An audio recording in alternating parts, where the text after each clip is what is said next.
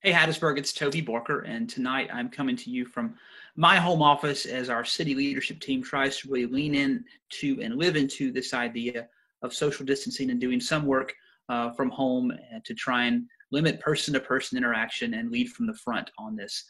Tonight, we're going to do something a little bit differently as we try to update you on some numbers and some key information. We're actually going to bring up a PowerPoint presentation that you can see some key information that will help you as we try to move through together. If you have questions, please type them below in the comments section or tag us. We'll be glad to answer those later on this evening.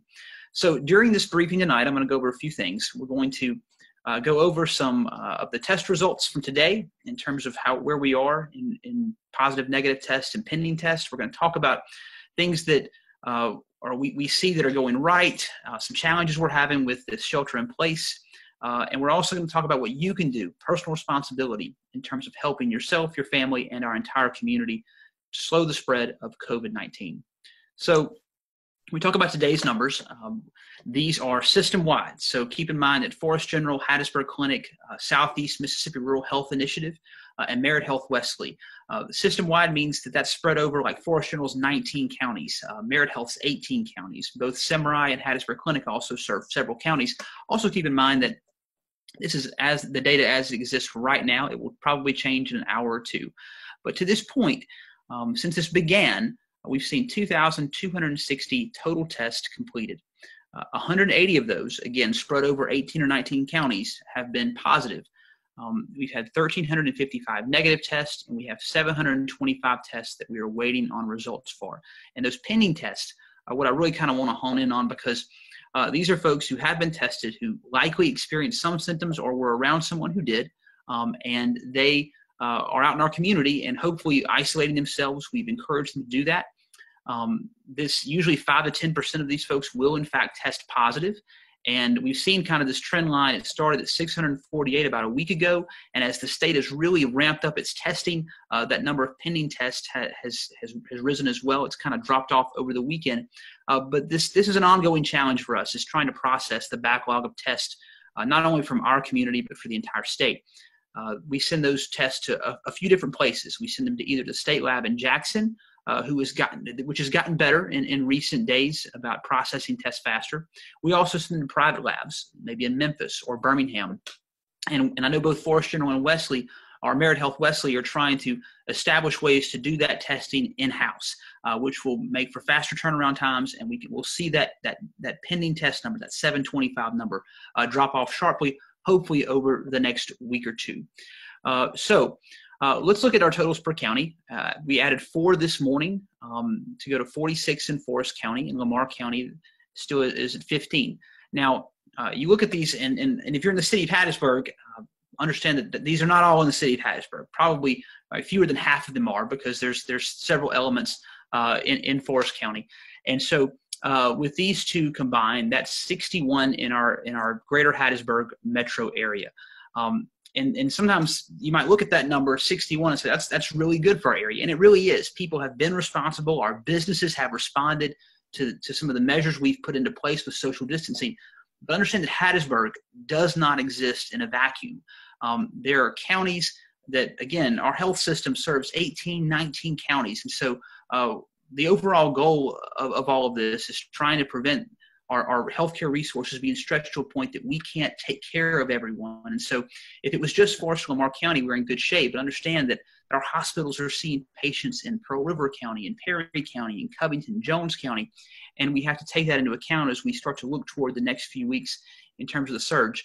One thing that we did see on Friday night is we had our first death in Forest County, and we want to extend our sincerest condolences and prayers to the family of that individual whom we lost. When we talk about our healthcare system and the strain that's going to be coming on it over the next few weeks and months, we look at the hospitalizations. That's the real indicator of how our health system will be stretched. And right now, in both our hospitals, which I'm calling the Hattiesburg-area health system because it consists of those 2 hospitals, we have 23 patients that are confirmed COVID-positive patients in our 2 hospitals. We also have 36 that are called under investigation. That's the idea of person under investigation, means they have not yet tested positive, or we are waiting on a test. However, they're experiencing all of the symptoms or one or more of the symptoms that could be associated with COVID-19. And so 36 patients in our hospitals combined that are under investigation right now. We look at the more acute patients that are dealing with COVID. We look to our ICU admissions, because this is where our healthcare system is really going to be taxed when the time comes, because ICU requires a certain type of personnel that has a certain unique skill set for dealing with patients in this critical condition. It also requires the use of ventilators and other specialized equipment. And so that's the real indicator of what our more acute capacity is in our healthcare system. Right now, we have 13 positive patients in our 2 hospitals that are confirmed COVID positive, and another 10 that are under investigation. Now, that looks good, but you also have to take account that both of our hospitals also have ICU patients with the regular stuff that they see, strokes, heart attack, other acute conditions. And so in dealing with those patients, and then also this new pandemic, it's really going to put a stretch on us over the next few weeks and months. And we expect that surge to begin in the next couple of weeks, particularly as we get more patients coming from Pearl River County because of its proximity to New Orleans. And so the overall goals for everything that we do in educating you, the public, in our social distancing measure, really we have 2 main goals that are most important. First of all, we want to protect vulnerable populations. And the vulnerable populations with this virus are people who are over the age of 60 and people who have underlying health conditions. Now, that's not all who is affected, but mainly if you're in this population, if you have a health condition or if you're a senior citizen, chances are if you get COVID, you're going to require some intense medical care. That could be hospitalization. It could mean the ICU. And we really want to keep you isolated, and I encourage you to just continue staying home. Even if stores have been good enough to have senior shopping hours, we really want to limit your exposure to other people altogether by having you stay at home. So the first thing is protecting vulnerable populations. And if you're not in the vulnerable population categories, understand that you could still get it, pass it on to them without even knowing you ever had it. The second goal is slowing the spread of this to prevent the overrun of our healthcare system. That healthcare system exists with personnel and resources. And again, I talked about the idea that our ICU patients require a certain type of skill set from the personnel and a certain type of equipment that we have seen in other parts of the country that are severely lacking. And if we overrun our healthcare system, if we have more patients than we have actual people and equipment to take care of them, some hard choices are going to be made. And you see that in states like New York and California, who are seeing really high death rates because they don't have the capacity. And every time that we socially distance ourselves and we stay at home, we reduce the risk that we will get it, and we reduce how soon we will get it, which means that we have a better shot of not overrunning our healthcare system. The challenges ahead that we've been working on today, obviously our hospitals are working on testing efficiency, trying to bring down that number of pending tests so that people can get a test result back in 24 hours or less, so that we can know if someone has it, know if they need to go isolate, and know who else they've been around that we can kind of get to.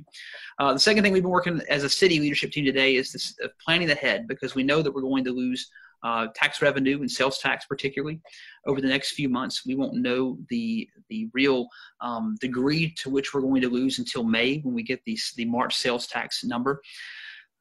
We also are going to start planning ahead on how we can reduce expenses, because we know this is going to require us to cut our budget significantly between now and the end of the fiscal year in September. So we've been working on that.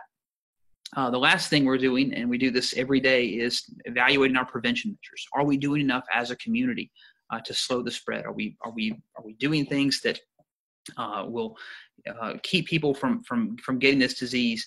And so with each passing day, we continue to listen to our medical community, to look at data on the ground, to listen to our law enforcement and fire department personnel, and dialogue with our businesses. There were good things that happened over the past weekend.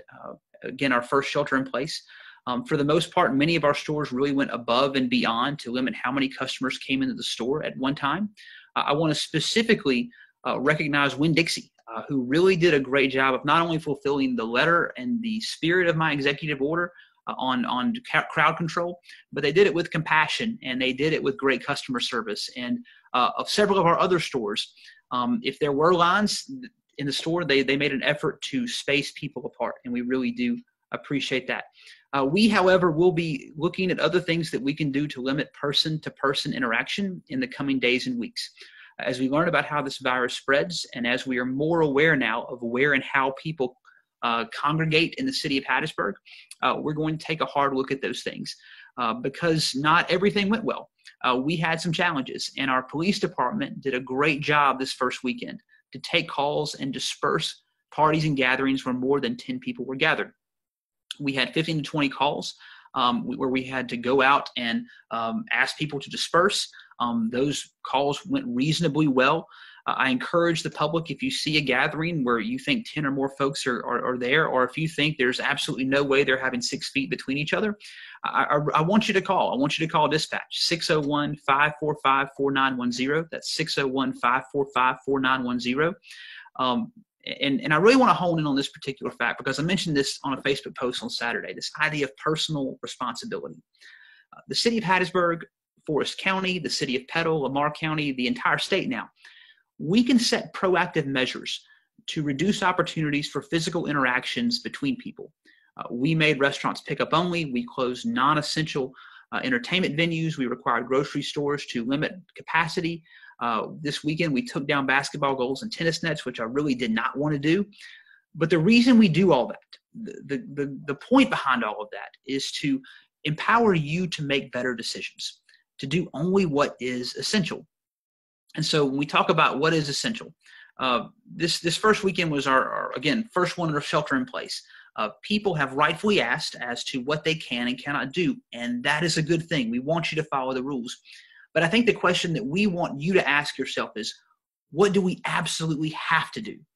And if we look at the list of things that are considered essential, go into the grocery store or the pharmacy for yourself or for someone who can't go. Go into your medical appointments, but obviously call ahead to make sure that appointment is still on. Going to restaurants to get takeout or delivery, even though we encourage you also to consider apps like Uber Eats or Waiter to bring that food to you. And then, you can go outside to take a walk with your family. Just, try and keep 6 feet between you and people that you're not related to. All those things are permitted. And here is why this is important. We won't see the results of our efforts on this shelter-in-place list. We won't see the results from this until a week or 2 weeks or 3 weeks from now. Shelter in place, the idea of it, especially with the nature of this virus, which is so slow to incubate sometimes, the idea is to prevent future calamity, is to prevent future folks from getting sick and having to go to the hospital and having to go to the ICU and potentially die. We want to prevent those things. And so there's a couple of things that we want to ask you to think about as we go forward. First of all, the grocery stores last weekend, again, a lot of people did a lot of things well, but one thing that we noticed is that there were several times where there were parties of 3 or 4 people, and there were multiple adults that came in with kids. And, and I certainly understand that if there's no childcare, you got to bring your kids with you. But we really don't need to see 4 and 5 people in a shopping cart coming in together. If there's one person that can go to the store and buy what is needed and then go home, we want you to do that. Again, there are always circumstances, someone may be disabled, may have children and no childcare. That's okay. But if we can really start to think of this as I'm going out to only get the essentials and to get in and get out, I'm not browsing, I'm going to get in and get out, we're going to be better off. The second thing is, and this has come down from the CDC, it's come down from our own state Department of Health, it's also just come down from good common sense. We need you to think about wearing a mask when you're out in public. We're going to talk to our stores about this, but when you go out and you're going to be around people, a mask is a good idea. Not only does it, potentially help, keep you from getting something, but the bigger benefit is that you don't give what you have to someone else. And even if you don't know you have it. And so whether it's an N95 mask or whether it's a surgical mask or whether it's just a bandana or some other cloth mask, and I've seen many of you have done some really creative masks, and we're going to actually post a video later from the CDC on the city's Facebook page where you can see how people have done creative things in getting masks for themselves. we need you to think about doing that. That's going to be something that we all need to move toward in the coming days and weeks. And so if you will do those two things, with limiting your party when you go to the grocery store, and also wearing a mask when you go out, you're going to be around people. You're not going to look funny. You're actually doing your part to make our city safer. So as we close this briefing today, there's this idea, especially in times of uncertainty, courage. I heard when Dan Rather came to Hattiesburg last year, he closed his lecture with a simple word: courage. Because right now we're in very uncertain times. We're in uncomfortable times, and sometimes it's even a little scary. But we need each of you to show courage through the things that you do, through the things that you post on social media, and through the things that you don't do and you avoid. And so every once in a while, we're going to profile someone who is really showing these simple acts of courage. And if you see a neighbor or a business who is going out of their way to do something good for somebody else, hopefully from a safe distance in the middle of this pandemic, let us know. Use the hashtag the Hattiesburg Way, or you can reach out to us on Facebook or email us at mayor@hattiesburgms.com, or tag us in something, because we want to profile folks who are doing the right thing, who are doing things the Hattiesburg way. And today, on our first note of courage, I want to profile HattiesburgStrong.com. This was started by two business owners. Roy from the Porter and Jason from JMH Graphics created this idea. They're selling these shirts, Hattiesburg Strong, to help people directly in the service industry who were directly impacted by the economic consequences of COVID-19. And so 100% of proceeds, if you go to this website, buy a shirt, will go to benefit those who were adversely affected in the service industry. So to close today, I want to remind you to wash your hands, to take care of yourself, to do only the essentials, and then go home and stay home. Thank you for joining us today, and courage.